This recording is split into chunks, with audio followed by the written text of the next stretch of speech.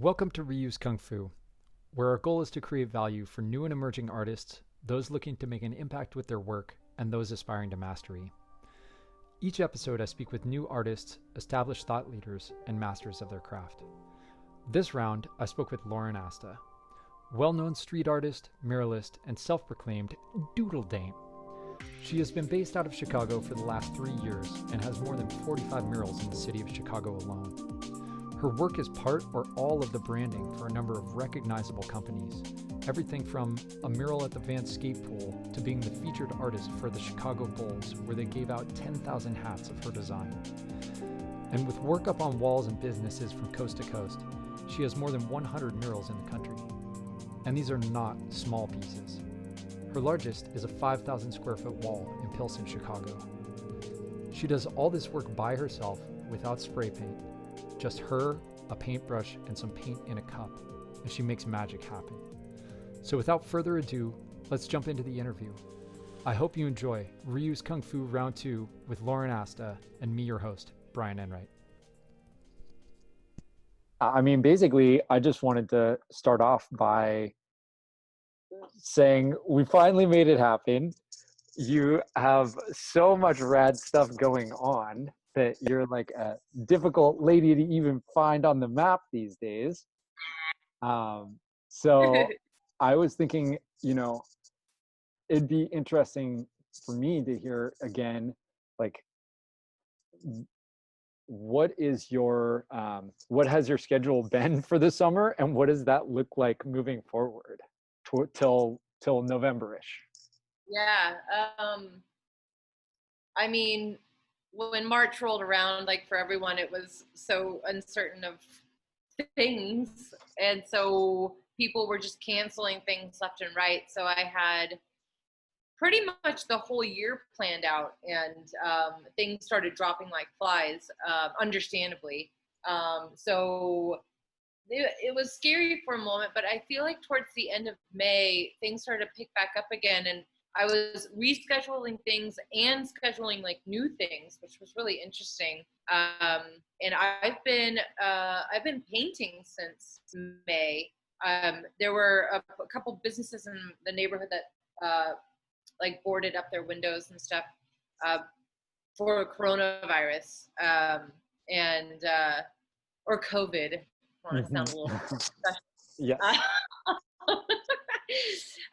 So I did a few of those, and then I've just been doing mostly all exterior work since May, which is really great. And I had 3 really big back-to-back projects that I just finished today, which is amazing. And are you allowed to say what those are or were? There was just a huge building here in Chicago, and sometimes I have to wear the city I'm in to remember where I am.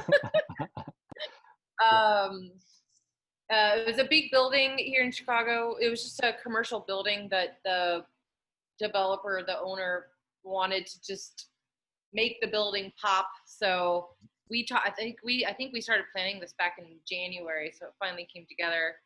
And then I was just in East Lansing, Michigan, where the University of Michigan is, and did a city-funded mural, which is pretty cool. Sweet. Which we can touch on later. Interesting about that. And then I just finished some work at the Wonder Museum.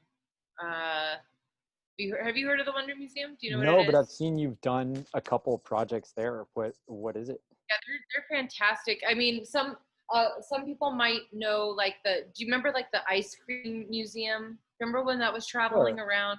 Yeah. It's kind of like a pop-up museum. Totally.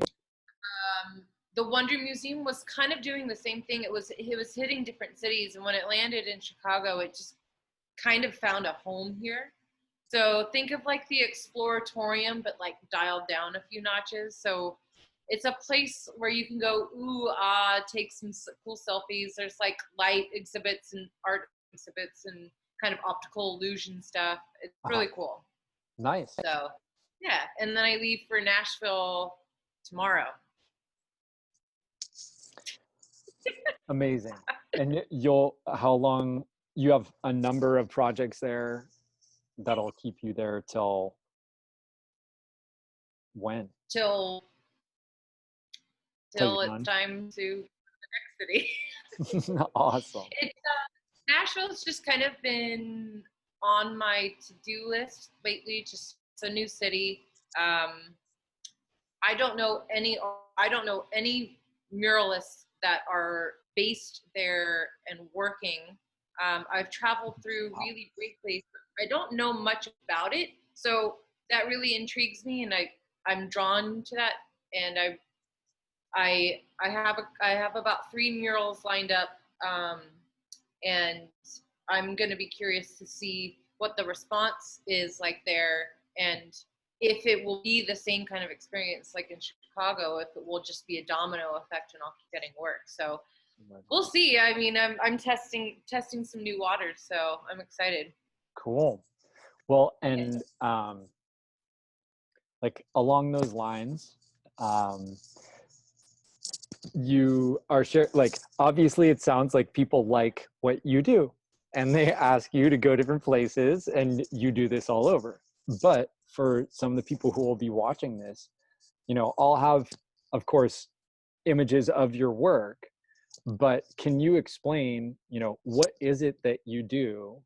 And I'd love to know too, like, how do you describe your style? Oh man, it's funny. It's like I get asked. I guess I get asked that, or a form of that question often. I also get asked like, what is the meaning of success to you? And I feel like a really lame answer, but I'll go into it, is that it really is interesting. It changes every year. Like my definition of what it all means is constantly changing. And I'm thankful for that, because if I went into this, an amateur thinking I knew what it all meant and still stuck with that answer, I wouldn't be doing my job as an artist, I don't think. So it's constantly changing. But what I found with, the best kind of meaning of what I do is it's almost like especially now with public art and for people, it's an escape. Lately, I've been focusing on the word. It's an escape, and it's a distraction. It's a focus outside of the heavier things right now for people. And sometimes it's not even the art. Sometimes it's just the act of the art. So I do large scale murals, freehand. I guess some would describe it as doodle pop art. I get referred to as the female Keith Haring quite often. Oh, I wore my Keith Haring pin. I wore one of my Keith Haring pins because I should have worn mine. Because I know ya. Yeah. Which I will never get sick of that compliment and comparison. But I freestyle, doodle, all with a paintbrush, all with paint, no spray paint, and most times too, I'll hand roll the wall and prime it and paint it first, because people think I'm crazy. A, it's like, why don't you just hire someone else to do it? B, why don't you use a spray gun to do it? And it's like, well, it's a workout and I get to know the wall, and it sounds really cheesy, but I'm getting a paid workout, which is great. And it introduces me to the environment. So like people will see that I'm starting something, and they'll get connected with, it's kind of like easing the public into something's about to happen here. And if people are truly interested, they'll strike up a conversation, and they'll ask, what I'm doing, and how long I'll be there, and that sort of stuff. And that's when the really excitement starts to happen, because I'll start to see regulars, and they'll come and they'll be there from the beginning towards the end. And so what I'm going back to what I said, with the meaning of, sometimes it's not even the art that I'm doing, it's just the act of me doing the art right now is what people are kind of connecting with too, which is really cool. the process from start to finish. Yeah, that's rad. I definitely can appreciate and like getting to know like, oh, this is a weird, this part of the wall is different than that. So when I'm painting here, it'll be a little different. But Sure. totally that I hadn't even thought of how it like primes your it primes it primes your audience, it preps your audience, it preps the neighborhood. That's amazing. Yeah. Starts the conversation, right? Yeah, absolutely. And again, it's like, because I'm doing everything freehand, it also gets me like familiar with the environment, so I'll pull things that like I hear, like different cities, different, places have like different types of lingo and things that are said. So I try to pay very close attention to that as well, and meeting with people and stuff. So it all ties together and organically, which is good. Right on. I one of the questions like with your style, and I mean I'd love if you'd share too a little about like your connection to Keith Haring, because I know that like with your time in New York and stuff like that, but just to share a little bit about that. But I also am wondering, you know, um, how, because you're super talented and you have all these different styles that you could do, and I know that what you do is it's always changing, and but as you were kind of coming into your style, or it was coming to you, how did you know, or like was it even a conscious thing of like, how did you pick your lane? Right, you're like, I could do this, I could do that, I could do this, but this is the one that's speaking. Like, how did that land for you? Yeah, I mean, I guess I've just always doodled my whole life. Uh-huh. So I remember being young. I remember being like really young and like middle school, or and going over to like girlfriends' houses, and like they have like Hello Kitty diary, and they're writing about boys and stuff. And I always just remember I was always doodling pictures and doodling Uh-huh. out. Uh, Uh-huh. so that's just, I don't know, it's always been a part of me. And I guess when I was in college and like, I got my BFA in photography, but obviously being exposed to all sorts of art and conversation, and really appreciating Keith Haring and connecting with it. Just a feeling that I had. But having him be one of the first like heroes in my eyes that really took pop art to a different level of art appreciation, and that it could be transferred to the street, Mhm. and with powerful messages or not. Uh, Really, just the pure essence of enjoying something simple, but if you wanted to take it uh, to a heavier level, you could. And he always had a really fine line and some nice lines. He always had a nice fine line and balance of doing that. And it's what I've connected with, is trying to do something so simple, but also if you want to, there is more to read, but you don't have to. And the funny thing about Keith Haring, I know you asked another question, part of the question, I'll get to it, but like, it's so funny how many times I feel like I'm connected with him. It's like,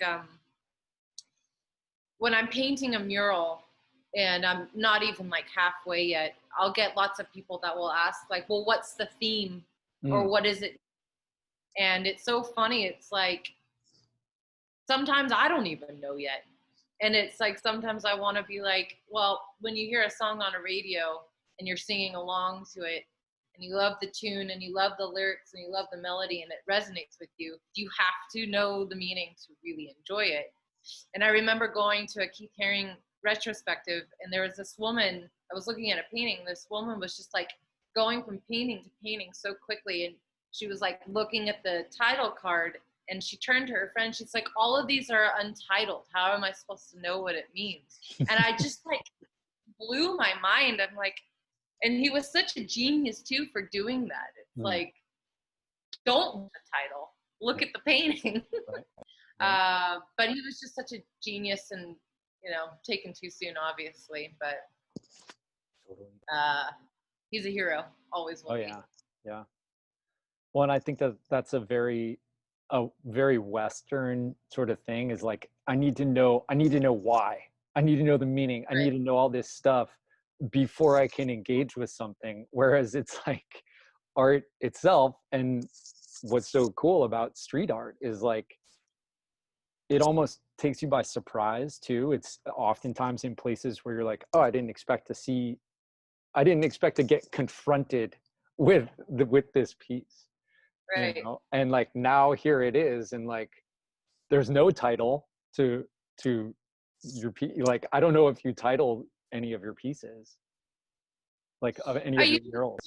There's usually like a prominent word or phrase, and it will usually just be that, just for simplicity and organization, I guess, if you will. Sure. But it's also funny too, there are certain I don't know what this says about me, but there are certain people, the way that they ask it, sometimes I just want to be like, I don't know yet. Come back tomorrow. Yeah. But there are certain people, and this may be like something to think about if anyone's watching this and approaches a muralist or a street artist or public artist, is like, be thoughtful with the way that you ask things.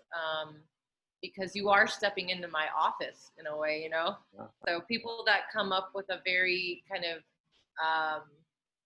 almost territorial kind of attitude, it shows, and it can affect me for sure. That's without a doubt. Yeah, absolutely. Yeah.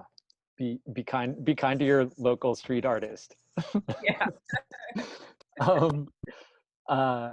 And another question that I had, which I'm wondering, you may have answered it, but the idea of escape, right? So like, I was wondering, if you had like, if I were to ask, what is the mission of your art, or what do you hope for your art to accomplish?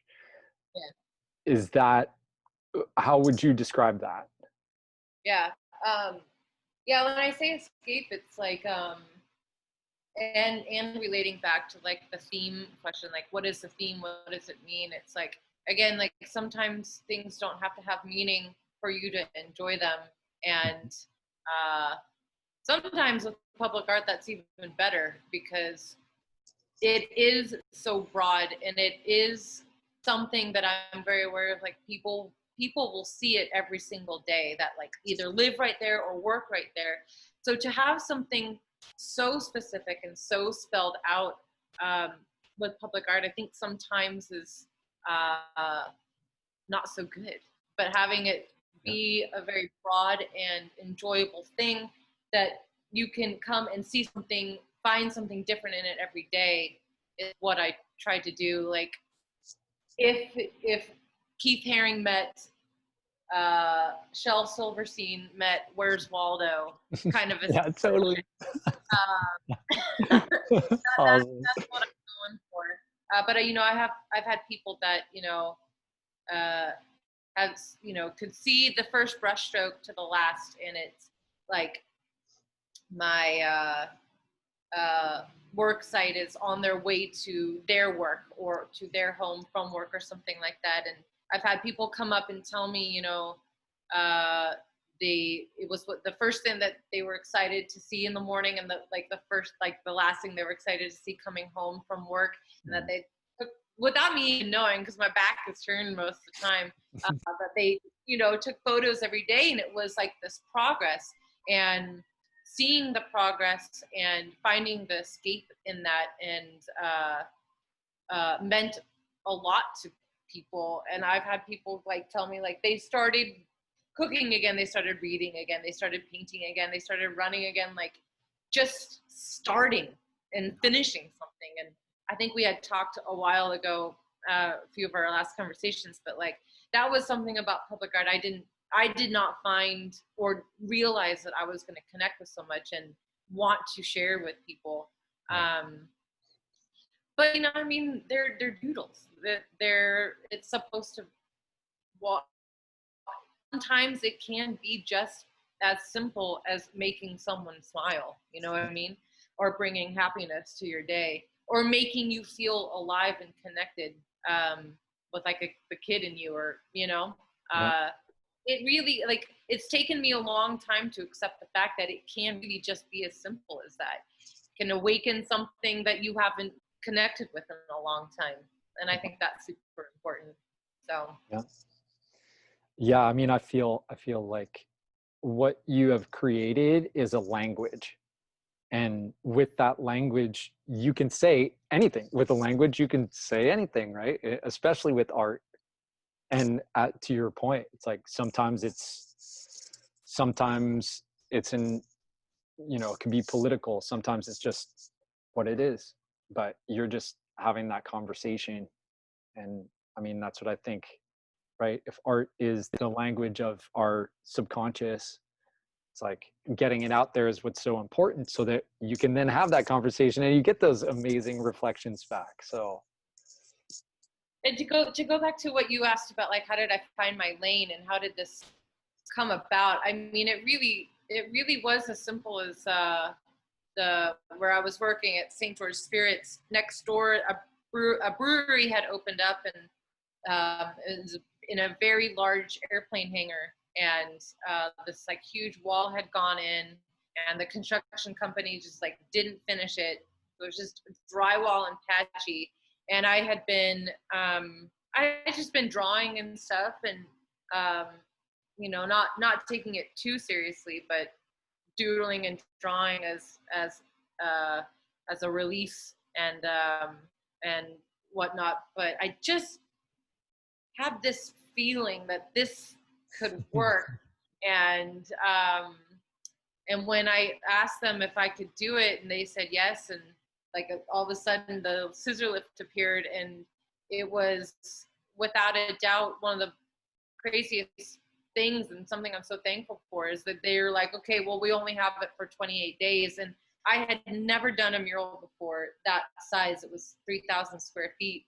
And so I didn't know how I was going to attack it. I didn't have a drawing. I didn't have a grid. I didn't have a projector, like a lot of mural artists do. So I literally was just forced with no training wheels to just go and just see what happens. And I just remember standing there thinking like, okay, well, this is either going to go really well or really horribly.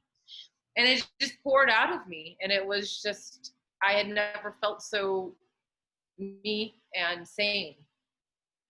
And I mean, again, super thankful that that's the way it happened, because so it's just, you know, fear can take hold of people and they'll never get the opportunity or take the chance to try. But when it really is like, okay, here, and you do it, and like this happened, it's like the coolest thing ever. I always like to say that like success, even though the meaning for me changes, success is a really simple recipe. It's 50% recognizing that you have a skill and a talent, and the other 50% is just the follow through, just doing it. You know what I mean? And any kind of failure along the way is actually a blessing, because those are like the tools that you learn from to understand what doesn't work, and you can switch it and just move forward and keep going. You know, a lot of people give up too soon. Totally. Total agreement. I am continually learning that lesson, those lessons. And just in talking about how you got started or had your opportunity, you know, and thinking about you know, one of the reasons that I have this podcast and do these talks is because I really want to create value and have something to share and help new and emerging artists, right? And like young artists. And So in talking about, you know, how you got started, what are some things that what's some advice you would give to some newer artists, or like to yourself, if 10 years ago, if you could talk to yourself 10 years ago? Right. Well, especially now with such a younger generation, it very much is that like Instagram kind of generation of like, you post something and you want like a million likes right away, you know, Mm-hmm. versus, you know, feeling more like coming from a generation where you like, it feels good to put the hard work in and to see the results. So I'm trying to get at is, if you really want to do something serious in the arts, whether it's music or acting or visual or whatever, you got to fine tune your craft, right? So produce, produce, produce. The dumb saying, dance like no one is watching, can be very much used in this situation. It's produce like no one's going to see it. Do all the work with knowing that no one has to see it. But until something finally clicks and you feel connected with it and it feels right and it feels good and you believe in it, no one's gonna care. You know what I mean? And you really, when it comes to being in the arts, you have to be your number one fan. You have to believe. You have to. Otherwise, no one else is going to. People can see through it so quickly. Honest art and honest work is always going to find a place. Audiences will change, or will be different, but honest work will always have a home. And again, I mean, my message and my meaning and stuff, like it does change from year to year. I mean, the core value of it and the excitement and the desire to do it remains the same and is always there, but the meaning and whatnot will constantly change. So I think a lot of artists and stuff also have this like notion that you have to have like this purpose, straightforward purpose, and stick with it. But like, think about some of your favorite musicians, like always trying new things or attempting to at least. Yeah. And that's what makes, you know, artists exciting too, is to see growth and trying new things.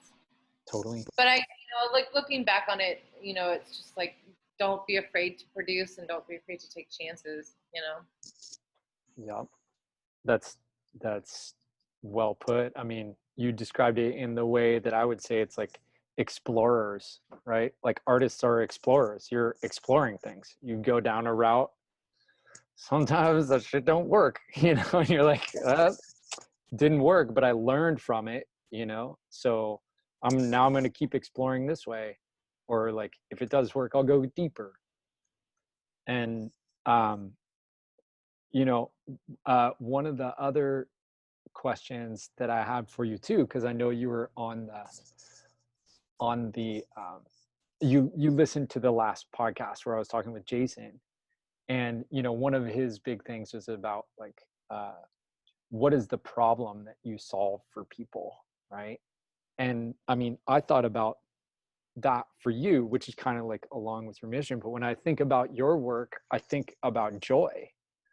And Right. I think about, you know, people, like as I listen to other podcasts that you've been on, other interviews, and just talking about those sorts of people who are walking by in the morning and coming by in the evening, and it's just like they get this little hit of something that has humor and has joy in their day when they're just like head down, just going to work, you know? And like, that's what I think about when I think about your work, for sure.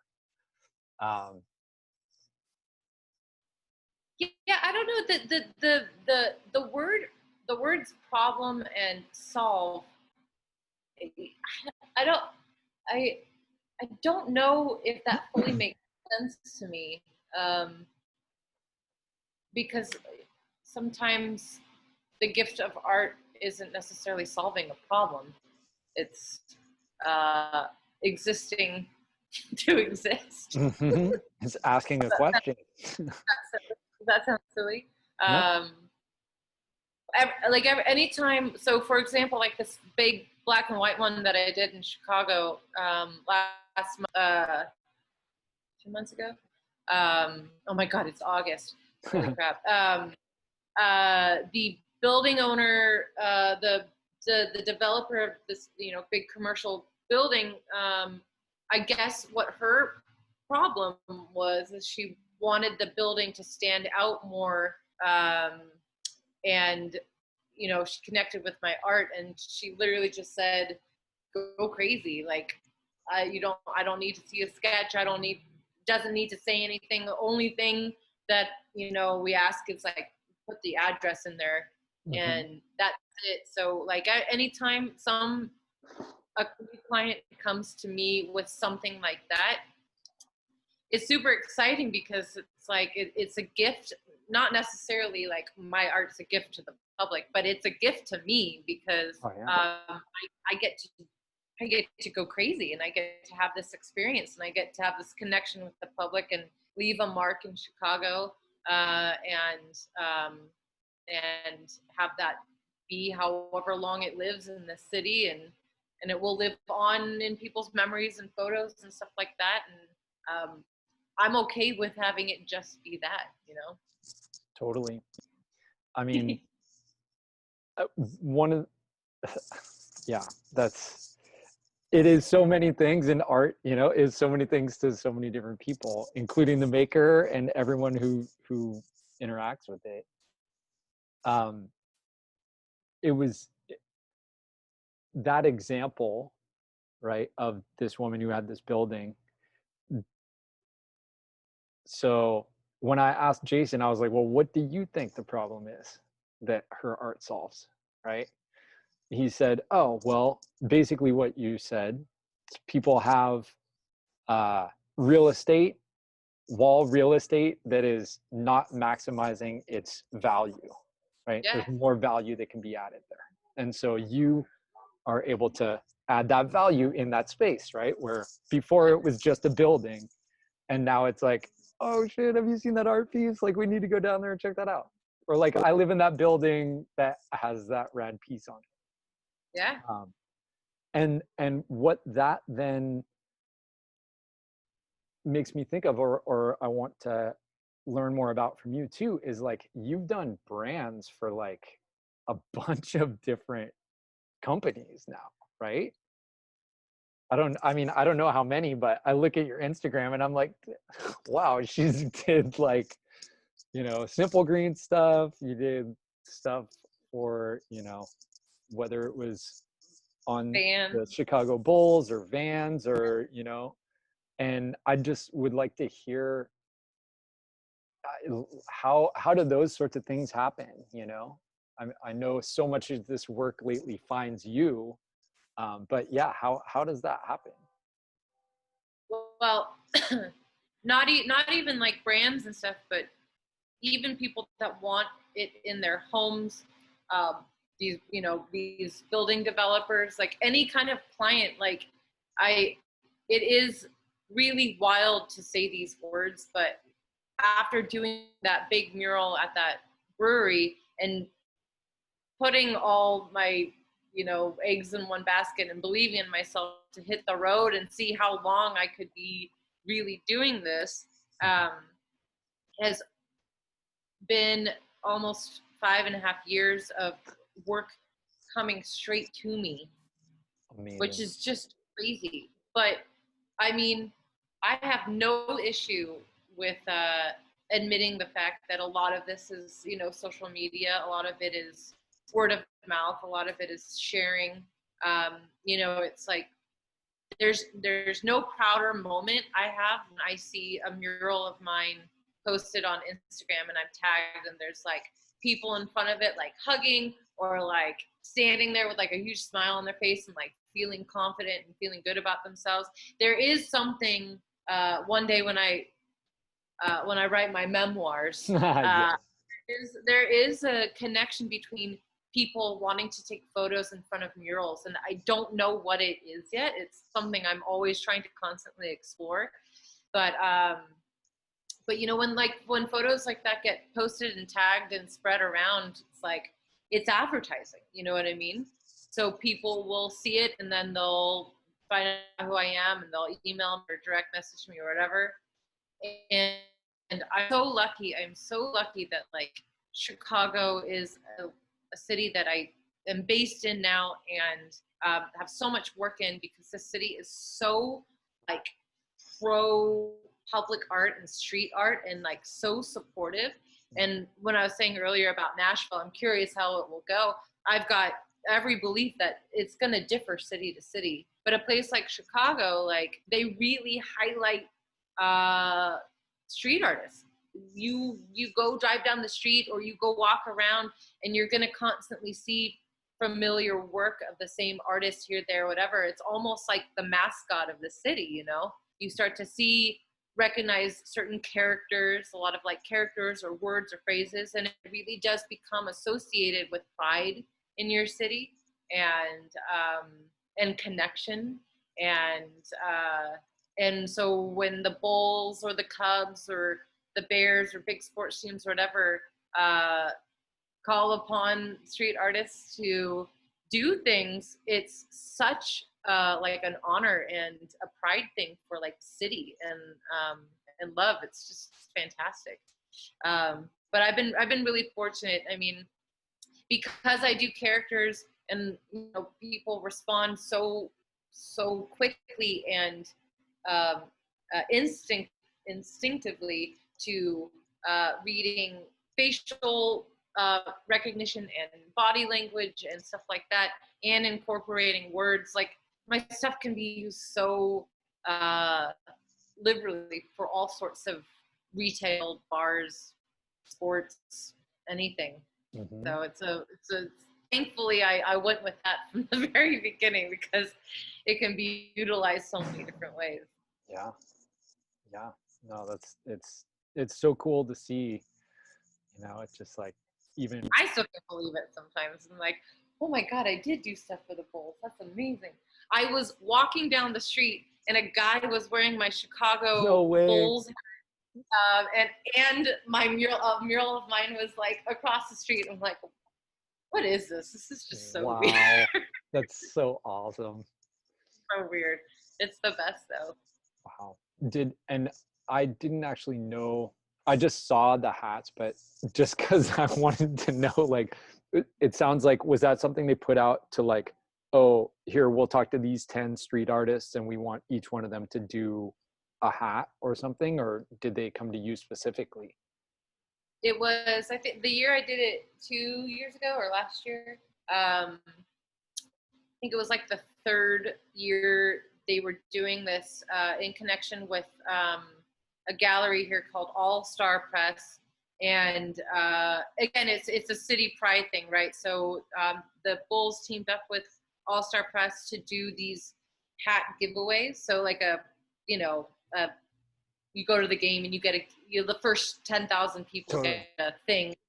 And so it's like, so the third or fourth year was the year I did it, and they asked like 10 street artists that are known in Chicago to participate in this, and they spread it out over the season. So, you know, this specific game or whatever, the first 10,000 people got my hat. Wow. And it's just so crazy. And I was on So the Jumbotron. No way. That's so rad. Oh my God. So it's been such a surreal experience. But the role and the career of a mural artist is today something that's so wild. I mean, like, I always wanted to be in the arts, but like I never thought that like painting murals was going to be my bread and butter and what made me feel like a whole person. You know what I mean? It was something that happened naturally and organically, and I put a lot of work into it. And again, it's one of those things where putting all that work into my art all those years before all this happened, and figuring out what didn't work, what worked, was such a big payoff, because I'm literally living a dream job right now. I get to travel, I get to work outside, I get to have my hands dirty, I get to paint, I get to connect with people. Like, it's just wild, and I get paid for it. Like, it's just crazy. I know, so awesome. That there were a couple things right there. One was, in saying like what worked and what didn't work, like finding out what worked and what didn't work, right? And there was something like you had mentioned before on the last talk. You said your mottos are like, recognize what people respond to, be consistent, keep progressing through production. And I really like those. And I also was wondering, like, what is your gauge or your barometer for like how people respond or what works, right? Is that the responses I get on social media? Is it just like, oh, these certain people, or is it how I feel? Like, how do you gauge? What's your way of gauging that? Yeah, I mean, there are different ways to gauge it, both in person and social media. I mean, like, again, I'm not going to deny the fact that why would I deny this? Like, use the tools that are present for you and available in these times, you know? Mm-hmm. So social media is a big, wonderful tool if you use it correctly. And there are so many like dumb things I can say, like, you know, it depends on sometimes the time of day that you post, or how you're tagging it, or something like that. Like, let's just put that aside for now. But like, posting something and putting it out into the world and seeing the response. I mean, you have to think about like how you use Instagram. Like, you open it up, you start doing this right away, right? Mm-hmm. And something is going to catch your eye, and something is going to grab your attention, and then you can start to look at it and read into it. It's just like sitting in a car when radios were old school radios, and you had to press tune or whatever, and you're just sitting there in the car, and you're pressing search, and it can be like instant. Your ear can pick up on like a tune or a melody or a lyric, and then all of a sudden you're there. It's like same thing with Instagram. It's you really have to be conscious of, you know, like what you're posting, and if something works, it's going to grab people, and you're going to be able to tell right away. These are definitely specific tools I use all the time to gauge what people's response time is, you know what I mean? Right. And you know, in comments too, and if people are like genuinely excited about it, or they reshare it or something like that. And sometimes I'll post something and it will just not hit, and it's a great thing to learn from. You're like, okay, that's probably not good. But like in person, if people are walking by and not even looking at what I'm doing, it makes me feel like, that's interesting. So there are so many different things in person and on the, you know, social media and stuff that I am painfully aware of, very, very aware of. But I mean, you just got to pay attention to it all. But when I said like being consistent too, it's like, again, I do like to correlate it so well to music, because I feel like people can understand these connections. But it's like, you put on a Tom York song, whether he's singing it or not, you can tell who it is. You know what I mean? Oh yeah. So consistency is great. So because when someone becomes a fan of your work, they're connecting with it for a reason, and they're going to want to follow the progression of that feeling, you know what I mean? Or that connection. So if you're constantly, if you wanting to be like a solidified artist, and want to have that confidence and that badge of, you know, honor, but you're still switching things up, you aren't going to hold an audience. So keeping it consistent is like, again, one of those things, like if there's certain artists that I follow that like I'll be scrolling and like the consistency of how they post and what they're working on is all there, and I'll know to stop and pay attention to it. Does that make sense? Yeah. Yeah. Yeah, for sure. I also follow people that like are all over the place and angry and all this sort of stuff, and those are tools as well, because not to like name names or anything, but and I won't, but like it's important to have those in your that Rolodex of tools too, because it does help you figure out what not to do. Yeah. You can learn from other people's mistakes silently and judge. It's probably it makes them feel better, maybe. I don't know. Putting negative stuff out into the world isn't always going to get you a fun audience. Yeah. Unless you're funny about it. True. So one of the things that I mean, the way that you roll, like you're such a one woman team, right? Like I've heard you talk about this before, right? You're like, to me, you're kind of like a magician, right? You show up, it's just you, a paintbrush, and a wall, and like sounds like you do all your own social, your own marketing, all these things. Like, do you have anyone like else that is on your team or like that you consider a team mate or whatever, or part of your business, or like, is there anyone that you would want, is there anywhere where you're like, oh, I could use help in this area right now? I mean, it is one of those things, like I do it all. It's like I still love connecting with clients on emails, as annoying as emails are, and setting everything up. It really is, not to sound too cheesy, but part of my business model too. It's like a lot of my business does come from word of mouth too. So it's like if someone has a really great experience working with me and they happen to be at a dinner party or like, a business meeting or something, and someone says like, oh, I need a mural artist, I want them to be like, oh, I know someone, you should work with this person. She was awesome to work with. So that's really huge. And I just like, maybe I'm a control freak. I don't know. I really have enjoyed the entire process of learning this business, and really just by, trial and error, you know what I mean? It's kind of like it's almost like a fun game too. And it's like, why not? It's like, this is my baby. I want to take care of it and nurture it and watch it grow. But now that it has grown, like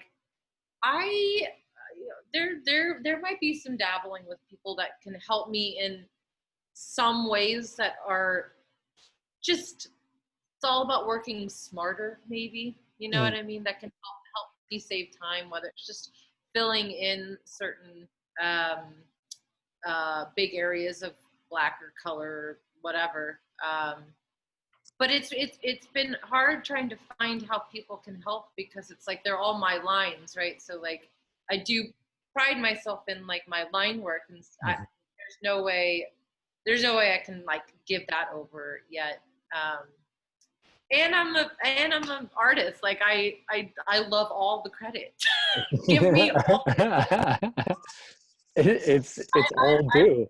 I mean, I'm out there sweating my butt off and not eating, not drinking enough water, and waking up at 6:30 in the morning with a bad back and bad knees, and like, give me all the credit. Word. It's well deserved. It's well deserved. I don't know how many summers I have in me, but I'm going to do them as best I can right now. Word. Well, I like your mug. I just saw that. That's so great. And so at this point, I mean, I guess kind of connected to that last one, but what is your dream now at this point? What are the goals? Like you're at such an amazing and high level. Yeah, what are your goals? What are the next steps for you? Well, just everything crossed. I mean, like if did that? Sorry, it totally paused. You stopped at if everything keeps going the way that it's going. That was where we lost you, which seems like it was a while ago. If it's recording, it might have gotten that. But like, if everything is going the way it's going, and people are still investing in art and wanting to, have public art still exists, then I'll be thankful and I'll still have a job. But I also made a dumb joke and you didn't laugh, and now I know why. No, I mean, it seems like public art's going great. It's going even better. No, my dumb joke was like, I feel like at any time in America, like you could always just say, we need art more than ever these days, but like we really do need it right now, especially with whatever's going to happen in November. But I'm just crossing my fingers that, people will still want public art. But personal goals, like kind of just selfish goals. I really want to paint a silo. I really want to paint a huge, gigantic silo in the middle of nowhere. Awesome. I want to do so bad. I want to be up on a boom, like 14 stories in the air, just working. Oh my goodness. Yeah, like a water tower. Oh yeah, be so cool. And then kind of alongside that, like I would love to close out my mural career. Not that I'm doing it, tomorrow, but again, this has been pretty brutal on my body. But I would love to do like a Guinness Book World Record kind of thing of like the biggest mural in the country, solo, female, by hand, freestyle, brush, that. Awesome. That kind of, I would love to do something like that. There is right now, I believe like the biggest mural in the country is like somewhere really random. Like I want to say it's like in New Mexico or Kansas or something like that. But it's being worked on by a team. I don't know when it's going to be finished, but I would love to. That's just like, those are just some silly personal goals. But yeah, just to keep working, and to have opportunities to reinvent myself in a consistent manner, which I think is going to be really exciting. I think I'm going to try to experience that really soon in Nashville. It's like I have over 45 plus murals in Chicago in the past 5.5 years. It's like it's time to start a new chapter, And I do have the opportunity where no one really knows me as like a street artist in Nashville. So I do have the opportunity where I can play. And that's good. Amazing. That's good. Especially right now. People need to remember how to play too. It's one of our jobs as artists, right? It's to remind people. And yeah, and then we were talking before and you said November or November-ish, you have another solo show. Yeah. So after I do some mural work in Nashville, I will hit the pause button, which is really nice. Working for yourself can be one of the best and the hardest things, but learning how to manage your time has been something I've been really proud of that I can do. But I will take some time off from mural work to just work on a show, which is pretty exciting and also terrifying, because I would rather paint a 10,000 square foot wall than a 2 foot by 2 foot canvas.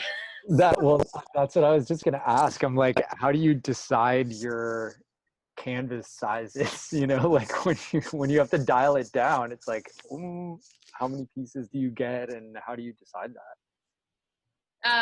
Well, because I'll kind of be on the road working on this show, it really will dictate what I'm doing. But I'm really excited because I think I'm not going to do any painting. I'm not going to do any canvases.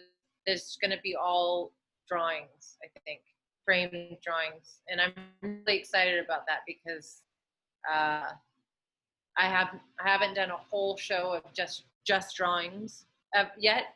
It's been like the past couple shows I've had have been a combination of paintings and drawings and stuff. Mm-hmm. So I think it's just going to look super clean and organized, and sometimes I need that in my life.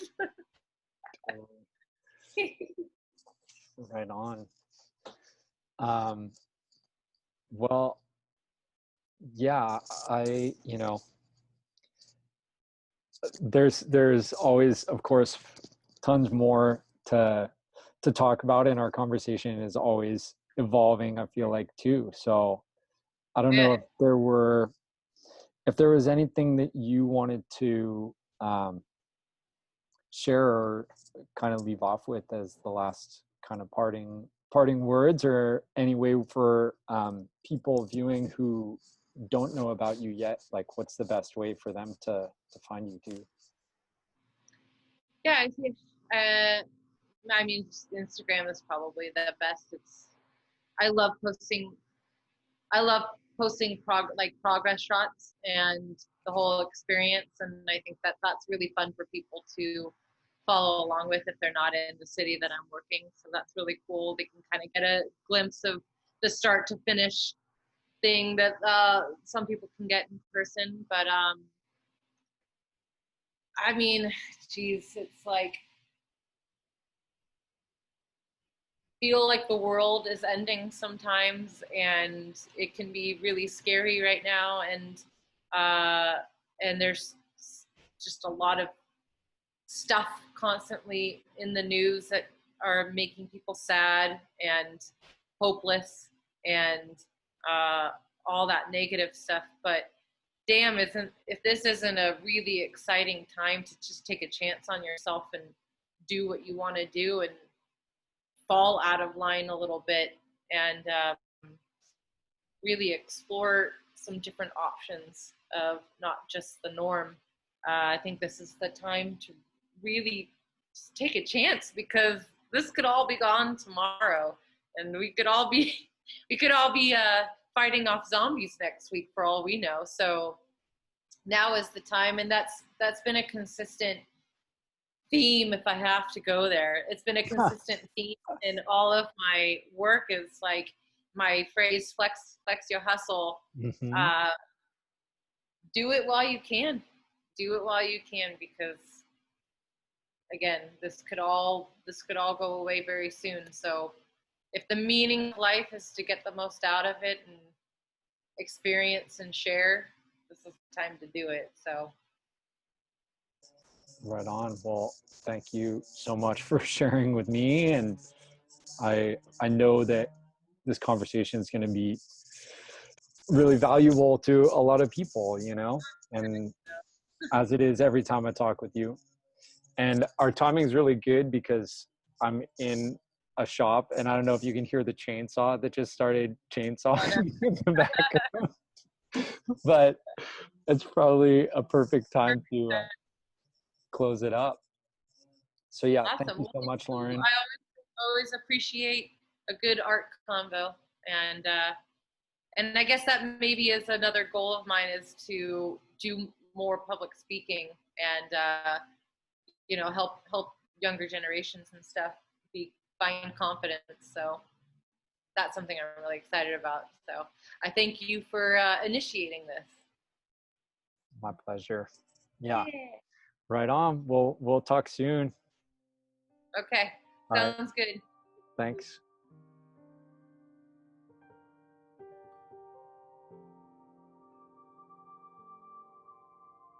I'm so glad you were able to join us for Reuse Kung Fu Round 2 with Lauren Asta. Talking to her and seeing her artwork always inspire me to go make art. Her Instagram and website are listed below. Go check out her work and follow her. You won't be disappointed. And please like, comment, and subscribe for all of the latest upcoming episodes with more artists, thought leaders, and masters of their craft. We've got some totally different and really excellent ones coming up. I'm Brian Enright. Thank you, and see you for the next round of Reuse Kung Fu.